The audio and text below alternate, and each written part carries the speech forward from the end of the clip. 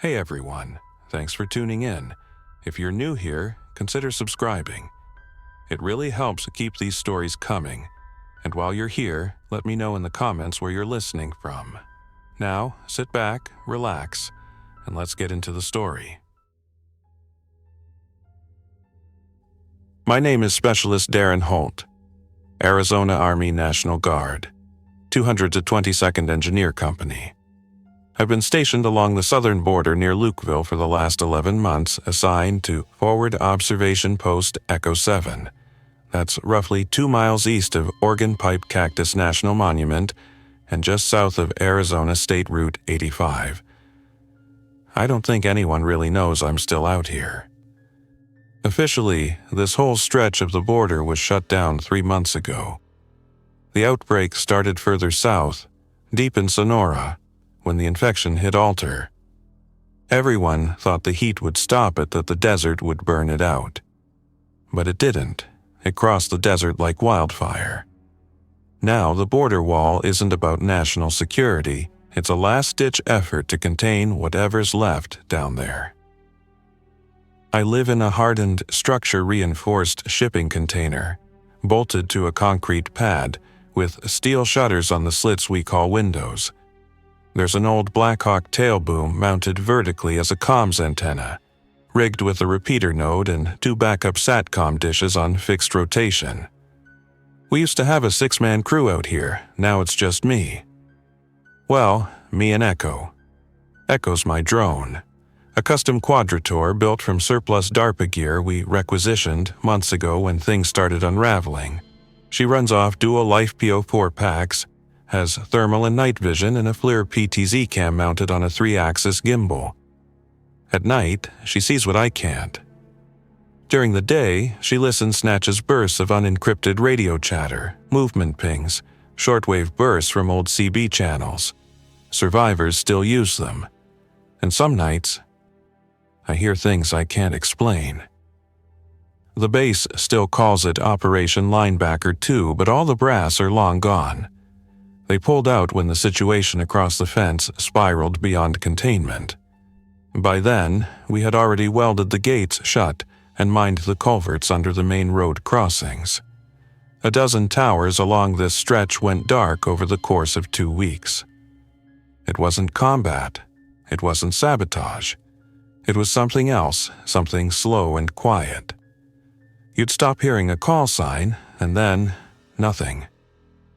They say the infected don't need sleep. I believe that now. I wake each morning at 5 o'clock, even though I no longer have orders. It's routine now. MRE for breakfast. Menu 14. Spaghetti with beef sauce. It's the only one I don't totally hate. I make coffee with water pumped from the reserve tank, filtered through a Sawyer Mini. Still have about 350 gallons stored. Enough to last if I ration strictly. First thing I do after suiting up is run a full sensor sweep. The wall here is made of 30-foot steel bollards filled with rebar and concrete. Every 10th bollard holds a seismic sensor or motion sensor array tied to a stripped-down Blue Force tracker node. On a good day, I pick up jackrabbits, coyotes, maybe the wind rattling mesquite. On a bad day, I see a dozen bipedal heat signatures pressed up against the steel, just standing, staring, waiting. They don't try to climb anymore. They learned the hard way the first few waves that threw themselves at the metal spikes were shredded. Now they just linger. That's worse somehow. Echo 7 was built to last. Solar-topped, diesel-backed, with a reserve fuel bladder buried 10 feet under the supply hut. I've got maybe 400 rounds of 5.56 in sealed ammo cans. My service rifle, a heavily worn M4A1 with an EOTech optic and Magpul furniture, and a Beretta M9 I carry at all times. I haven't fired a shot in days, but the last time I did, it wasn't at what I expected. It was mid-June when the wall stopped working like it used to. There had been a weird dead zone under Sector Kilo 13, that's about 3.6 miles west, near an old drainage culvert we'd sealed with concrete and steel mesh after the first reports of tunneling. For weeks, I'd noticed interference every time Echo flew over that quadrant. Static, magnetic drift, sometimes loss of telemetry. I chalked it up to solar storms or bad calibration. But one night, the sensor net in that sector went completely dark. All 5 seismic nodes blinked off simultaneously. Then came the vibrations. It was like a low hum, like something boring upward from below, rhythmic, mechanical. Not animals, not seismic activity, controlled, deliberate. I logged the disturbance and forwarded the data burst to Tucson HQ or what was left of it. No response, just a delivery confirmation. 3 days later, I took Echo out during pre-dawn and flew her low over Kilo 13. The surface of the desert had changed. You could see it a subtle heaving of the sand, as if something had been pushed up from underneath. At the center was a cracked seam, not natural erosion, but a precise, curved fracture. The ground had been opened like a pressure hatch. That's when I started hearing the voices. They weren't human voices, not really. It started as static, the kind you'd get from an old CB skipping across bands. But then there were patterns. 3-beat pulses, looped clicks. A voice whispering, "Go back," in English. Another repeating the name Sierra over and over. Echo logged it all. I scrubbed the audio, applied noise gating, spectral denoising, didn't help. Just made it worse. Sometimes a voice would call me by name. That night, I sealed the outer blast door with both locking arms and laid a concertina wire across the sand out front. My floodlights stayed off. The infected don't like bright light, but they learn. They adapt. At 2:14, I picked up motion not near the fence line, but under the ground near my own perimeter. The vibration was faint, but it moved like something tunneling sideways. By 2:31, it stopped. The seismic picked up 5 distinct footfalls. On my thermal cam, I saw silhouettes rise from the sand, not from the border side, but my side. They weren't infected, at least not in the way we thought. One was wearing a Mexican army uniform, or what was left of one. Torn, blackened, missing half an arm, but still walking like he felt no pain. Another wore civilian clothes soaked through with congealed blood. But they moved fast, too fast. They didn't groan, they didn't moan. They scanned the horizon like they were searching for someone. I tracked them for about 30 seconds before Echo lost line of sight behind the bluff. I sent a thermal ping. Got nothing. Then the system flashed a warning. Remote camera node offline, data path corrupted. The next morning, I prepped for recon. I packed light M4 with 3 mags, M9 in the drop holster, IR strobes, and a field drone in my pack. I knew it was reckless to leave the post alone, but I had to see it for myself. Kilo 13 had changed, and if something had breached from underneath, the wall didn't mean anything anymore. The walk took me an hour and a half. Desert was quiet. Too quiet. When I reached Kilo 13, the surface fracture had widened. Something had torn upward, not dug, like a hatch blown from internal pressure. The ground was blackened and scorched.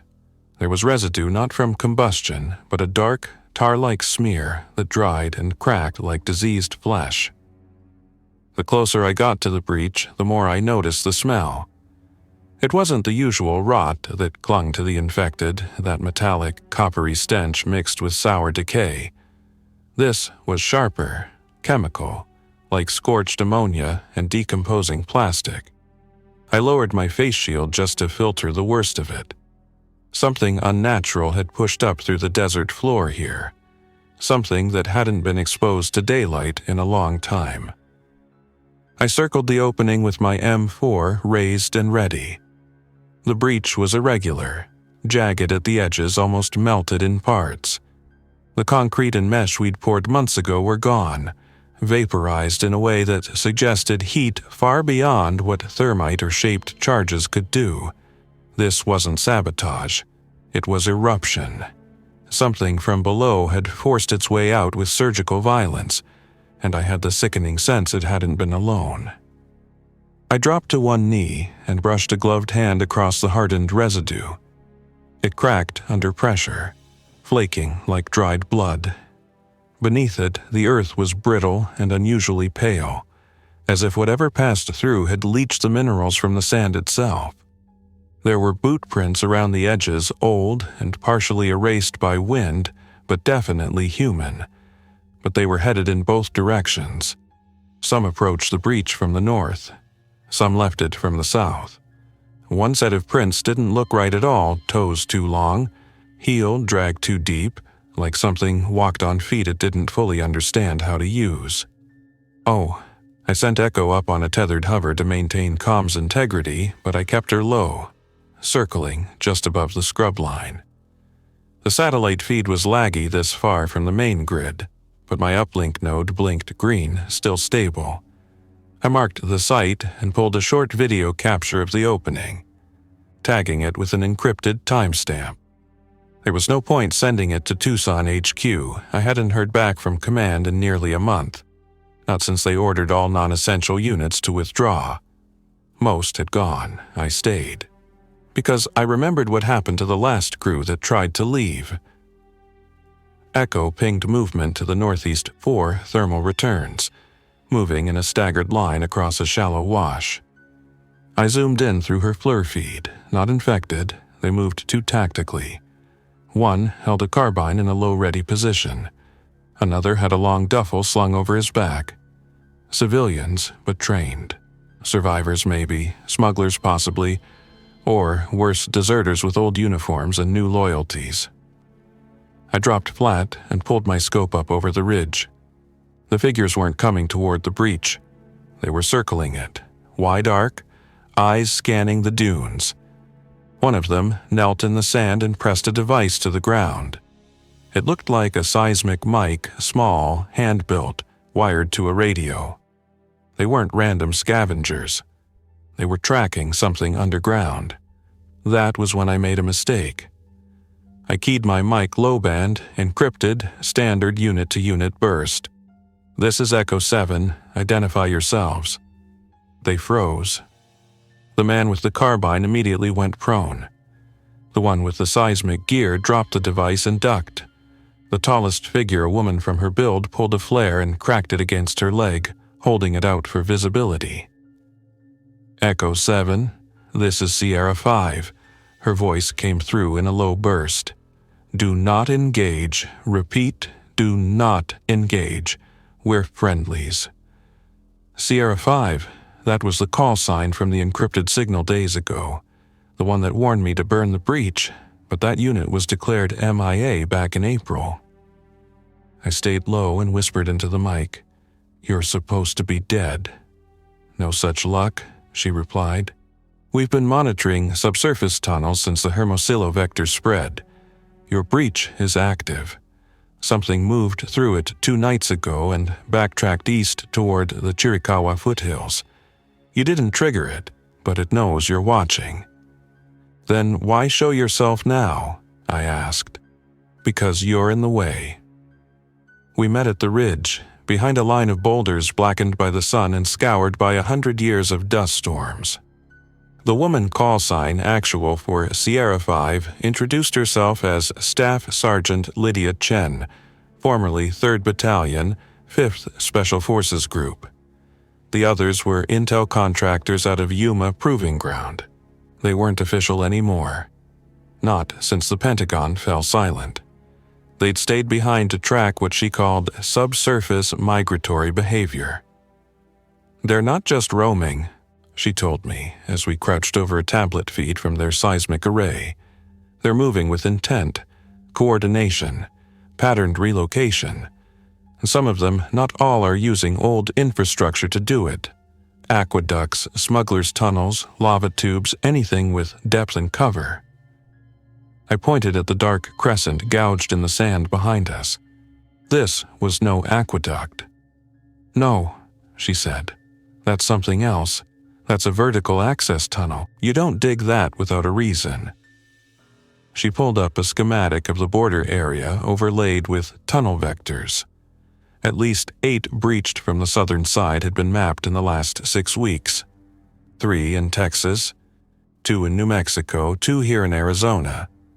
One, the deepest, was beneath the ruins of a detention facility near Nogales. All showed signs of upward pressure, not downward excavation.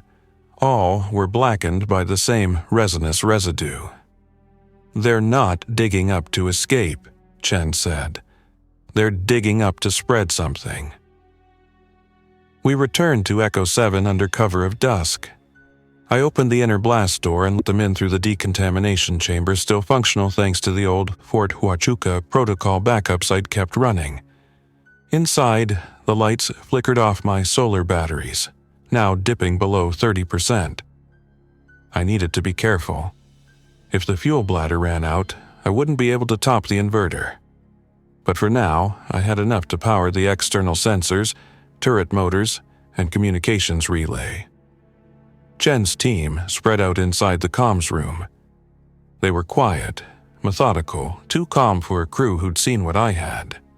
One of the contractors, a wiry man named Luca with an East Coast accent and half a beard, started patching into my local net and uplinking satellite data.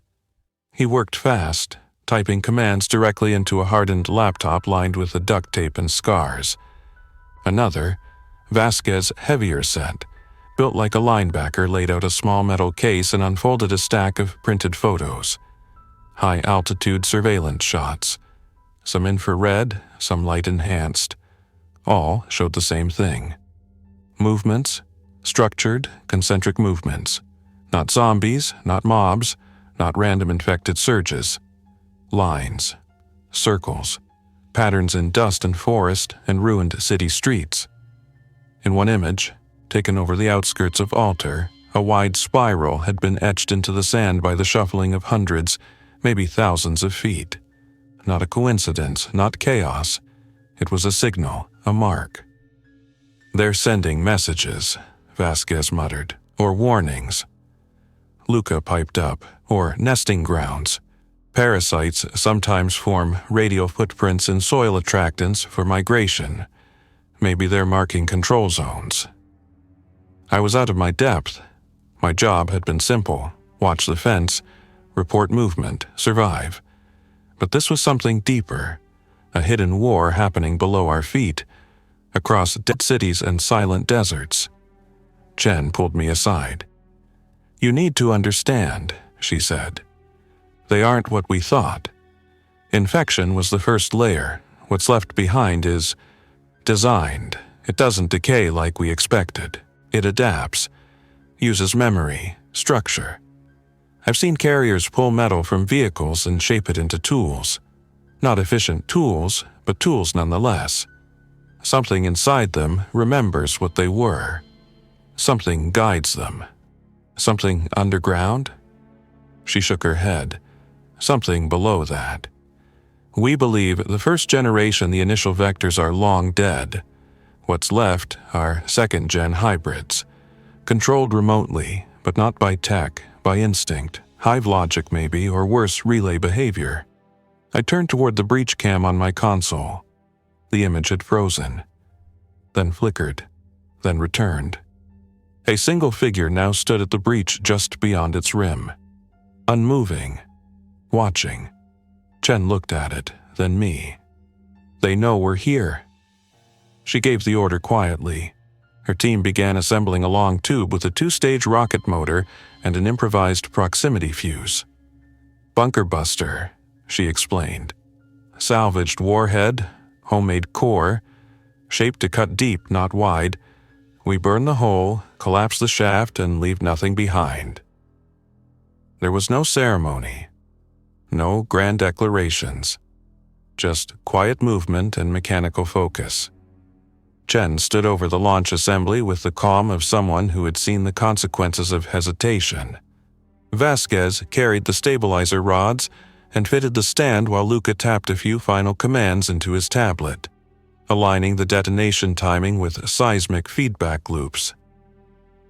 It wasn't about a big explosion. It was about precision reaching deep enough into the tunnel to trigger a collapse before anything else could come through. I was assigned overwatch. My M4 rested against the lip of sand ridge as I scanned the breach zone through thermal optics. The figure we had seen earlier was gone. No tracks led away from the edge, no heat trail, but the vibration had returned deep and slow like a pulse. It was steady now, constant, thrumming up through the soles of my boots like some massive heartbeat in the earth. Every few seconds the signal shifted slightly, as if whatever lay beneath was repositioning, not blindly, with purpose. Chen knelt beside the launch device and opened a weatherproof case. Inside was the warhead, short, thick, and covered in a haphazard patchwork of scavenged military ordnance and homemade shielding. The nose cone was copper, crudely shaped but dense. The interior was packed with a directed explosive shaped to force molten metal down into the shaft. It wasn't designed for a blast radius. It was designed for penetration. She handled it with the care of someone defusing a mine. Every move was deliberate. As the team worked, I found my attention drifting to the horizon. The twilight had gone from red to gray, and the air had taken on a stillness that didn't belong. Not silence stillness, the kind that comes before something violent. Birds had stopped chirping hours ago. Coyotes hadn't howled all night. Even the wind had vanished, leaving only the faint hiss of static in my headset and the distant metallic creak of the fence line swaying against old concrete. At 0200 hours, Chen gave the signal. The warhead was armed. The device stood upright in a welded tripod assembly, angled slightly to align with the shaft. A short-range signal detonator was paired and tested, with Luca feeding seismic mapping data to fine-tune the impact vector. It all looked improvised, but every detail had been rehearsed dozens of times in other places, caves in Texas, aquifers in New Mexico, even an abandoned copper mine near Douglas. The Sierra Five had become experts in destroying what others didn't dare study. I kept watch through my optic while the team prepared to fire. The breach was still clear, nothing visible, but I could feel it, in my teeth, in my gut. Something was there, not waiting to come out, waiting to see if we would come in. At 0216, Chen raised her hand, then dropped it in one clean motion. Luca fired the device. There was no scream of engines, no plume of fire. Just a sharp crack as the rocket kicked from the tube, followed by a low-frequency roar as it vanished down into the breach. We held our breath. 5 seconds passed, then 10. Then a rumble. Not a boom, a collapse. The earth shook under our boots. A plume of dust erupted from the breach, black against the moonlight. And something deeper echoed up from the shaft. Not a sound, but a pressure. The kind that moves through bone and makes your breath catch. Vasquez stumbled. I dropped to one knee, my ears rang from the resonance, not the detonation. And then, something answered. From deep within the ground, below the breach, came a reverberation that wasn't mechanical, it wasn't seismic, it was organic. A low-frequency pulse that rose in pitch like a giant throat clearing in the dark. The vibration tripled. Echo's telemetry began to scramble. Luca's tablet dropped its feed entirely. One of the sensor nodes blinked red, a complete data corruption error. Something below had felt the strike, and it was reacting. Chen shouted, "Back to the post now!" We moved quickly, but not fast enough. Behind us, the ground cracked, not where the breach had been, but further north toward the wall, toward Echo 7. The collapse had triggered a chain reaction. We reached the ridge just in time to see the first shockwave reach the outer perimeter. Dust rose in great sheets as fissures cracked open across the sand. They weren't natural faults. They were fractures, perfectly spaced, as if laid out in a grid. One of the seismic towers tilted, then dropped sideways as its base caved in. The fence line beyond it buckled. Concrete footings gave way with a shriek of torn rebar. And then we saw it. Shapes, dozens of them. Not climbing over the wall, coming out from under it. They emerged from collapsed culverts, from old smugglers' tunnels, from dry stream beds long thought safe. At least 20 in our field of view. Thin, desiccated figures, covered in dust, eyes clouded but locked forward. No stumbling. No erratic motion. They moved in silence, in coordination, spaced at even intervals. Some dragged bundles. One carried what looked like a coiled length of fiber optic cable. Another pulled a metal crate on a chain. Vasquez whispered, "They're building something." Chen didn't respond. Her eyes were locked on the figures. Her fingers gripped her radio, but she didn't key it. We were past the point of calling for help. We scrambled back toward Echo 7's main door. I keyed the entry code and slammed the steel gate behind us as the first of the unknowns crossed into sensor range. The automated turrets activated, tracking targets but holding fire under manual override. These weren't infected in the traditional sense. They weren't charging. They weren't attacking. They were executing a task. Inside, Luca tried to re-establish the sensor net, but half the nodes were unresponsive. The primary uplink had dropped, replaced by encrypted static. Chen grabbed a field tablet and switched to a hardline connection via the repeater we'd buried in the comms room. Slowly, data began to populate heat maps, seismic traces, visual captures from Echo's onboard cam. The creatures, or constructs, or hybrids, or whatever they were forming a ring. Exactly 120 meters from the breach site. 16 of them had taken positions in a near-perfect circle. One stood at the center. The others laid objects at their feet. The pattern matched a formation seen weeks earlier in Sonora, the Alter Spiral. A convergence zone. And then the center figure raised both arms and pressed something into the ground. The pulse hit us immediately. Lights dimmed. My ears popped. Echo's display stuttered.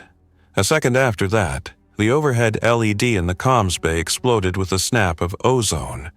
Then the outer cameras went black. The entire area outside the post had been hit with an electromagnetic burst, not from a bomb, not from solar activity. From them. "What are they powering?" I asked. Chen stared at the blank screens, her voice lower than I'd heard all night. "Not powering. Calling." We switched to backup systems, analog scopes, diesel power only. Luca began scanning old VLF bands. Deep frequencies, the kind used by submarines and Cold War bunkers. One spike stood out 17.8 K8s, an abandoned channel once used for North Atlantic emergency messaging, but it wasn't a voice. It was coordinates. A data burst, precise and repeated, relaying geographic points across a range that stretched from Alter to Tucson to the Four Corners.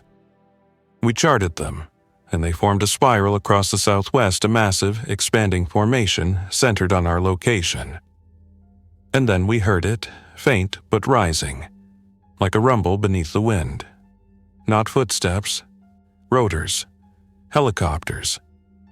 We ran to the top observation deck just in time to catch the silhouette of two black birds descending out of the northern sky, twin-rotor transport craft. Low signature, no transponder. Not military, at least not U.S. standard. They dropped fast, straight toward the breach site. Their lights were kill-switched, and they flew just under the radar ceiling, skimming the desert like shadows over water. I had never seen a configuration like this, even during joint exercises. Their black composite hulls carried no markings, and their approach vector came from the Gila River region, not from any known base. As they touched down near the collapsed shaft, Dust plumed in wide, controlled arcs, but none of the infected scattered. Instead, the standing circle held position as if waiting for an anticipated handoff. The central figure, taller than the rest, and clothed in torn digital camouflage with patches that had long since faded, stood motionless, arms at its sides. When the rotor wash blew across it, it didn't flinch. Whatever this thing had once been, it was no longer fully human. Out of each aircraft came 6 figures in hazmat suits, dark gray with a layered exosuit appearance, integrated respirators, armored joint plating, not standard CDC or FEMA bioresponse. These were purpose-built teams, precision movers. Their movements were surgical, deliberate. 2 carried long metal cases. The rest fanned out in a security posture, not as if defending against an ambush, but as if protecting a ritual. I watched through the observation deck scope, adjusting the magnification until I could see the plates on their vests. No flags, no patches. Just a symbol, a black hexagon enclosing a stylized Ouroboros. Below them, the desert around the breach shimmered with heat, though no fire was visible. The ring of infected had begun swaying gently, in unison, like saplings in wind, even though the air was still. The movement wasn't chaotic. It was measured, synchronized. As if the pulse that had struck our comms tower had done more than just jam our systems. As if it had awakened a command layer in their degraded brains. These weren't feral carriers. They were nodes in a network. Biological relays. I keyed the override for Echo's auxiliary optics, redirecting the drone's last backup camera to the perimeter. The image flickered but stabilized. We now had a feed showing a tight overhead angle on the breach. The hazmat team had opened one of the metal containers. Inside was a cylinder matte black, about 3 feet long, with stabilization fins folded along its base. Chen leaned over my shoulder and adjusted the screen resolution. When it sharpened, we both froze. It wasn't a weapon. It was a sensor, a deep-penetration VLF probe, similar to those used for subcrust seismic studies. It wasn't designed to destroy anything. It was designed to listen. They weren't there to close the breach. They were there to monitor it. Luca began running trace analysis on the old seismic logs. He pulled logs from Echo 3 and Foxtrot 1, both defunct sites now dark. The patterns matched. In each case, a surge in the subfrequency noise was followed by rapid troop withdrawal, then one of these probe units being dropped at the breach site.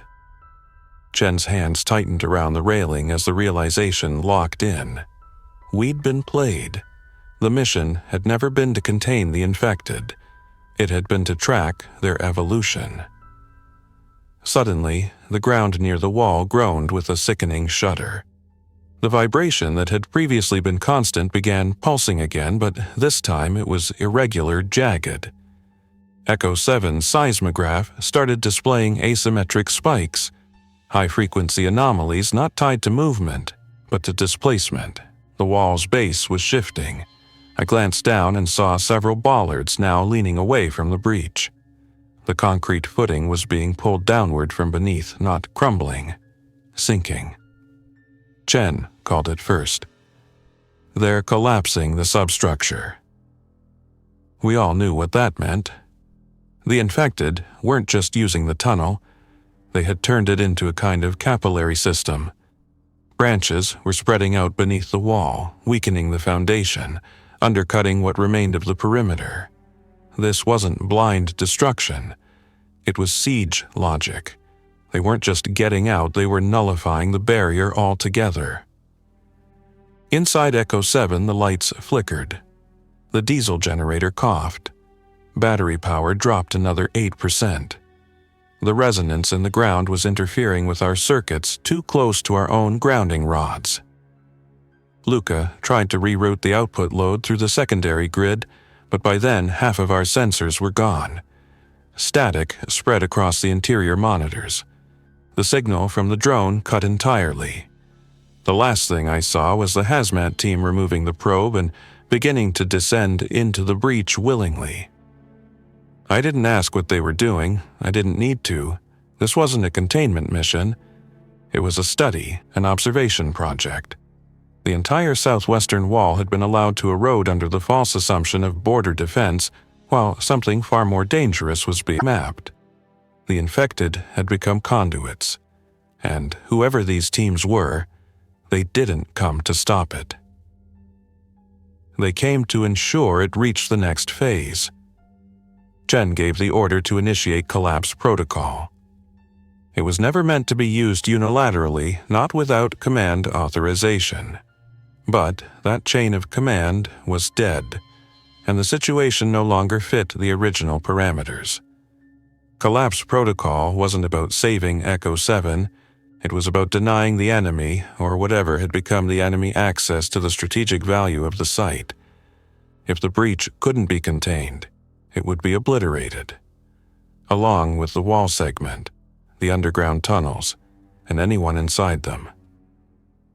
The warhead was a repurposed AGM-114 Hellfire core, buried 30 feet below the sensor pad.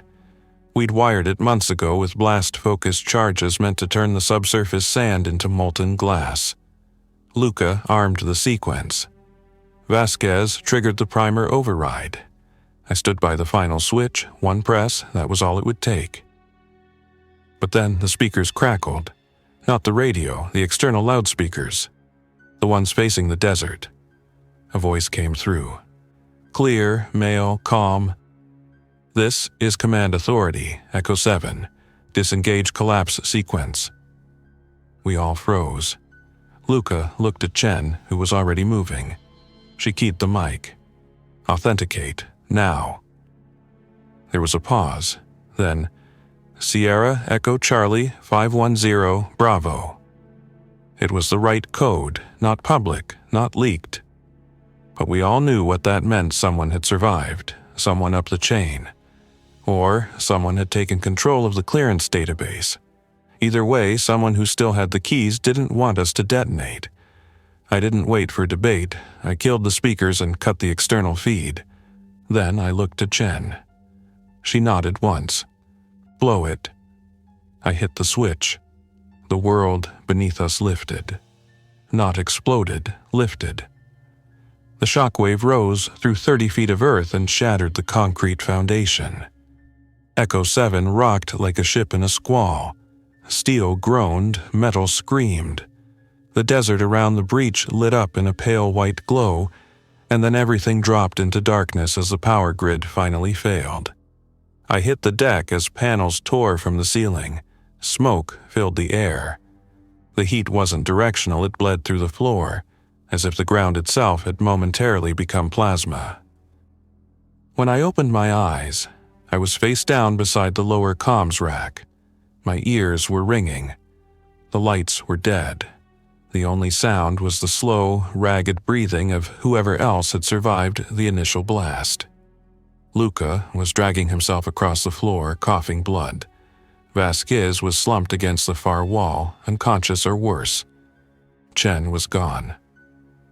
I crawled to the emergency locker, retrieved a glow stick, snapped it, and swept the room. Fire in one corner, a breach in the southern wall, airflow was compromised. But there, near the collapsed stairwell, I found her. Chen was alive, burned, battered, but conscious. She pointed upward. Roof access, she croaked. We climbed. The hatch had been blown halfway open from the pressure differential. Outside, the desert was no longer recognizable. Half the breach site had caved in. The wall was gone, torn downward in a spiral crater more than 100 feet across.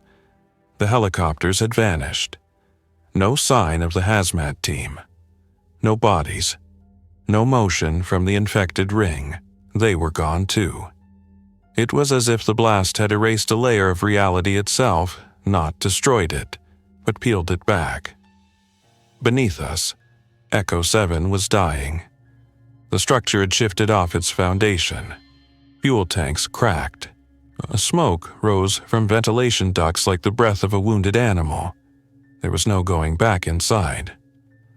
We had bought time, but we hadn't won. The last backup drone, barely functional, lifted from the launch rail beside the hatch. I sent it on a slow sweep toward the crater. No movement, no heat. But then, as it passed over the center of the spiral, it picked up a signal.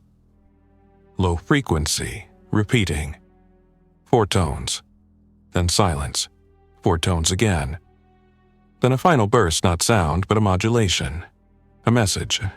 Node collapse detected. Primary seed intact, awaiting relocation. Chen stared at the feed, lips cracked and bleeding. It wasn't the infection they were spreading, she whispered. It was the structure. I watched the spiral burned into the desert like a scar. Something deep below had survived, something coordinated, something that had now been alerted to our resistance. And then, for the last time, Echo's signal went dark. Now, I write this from a position 20 miles north, in the mountains near Ajo, inside a ranger cabin converted into a watch point. Luca didn't make it. Vasquez died the next morning from internal injuries. Chen's still with me, barely. We have food for a week, water for 2, and a signal booster picking up fragments from elsewhere. Other breaches, other spirals. The wall is gone, and the things it held back have already crossed. I'm Specialist Darren Holt. I held the line. But now, the line no longer matters. Only what's beneath it. Thanks for listening.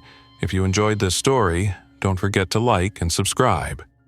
Your support keeps these creepypastas coming.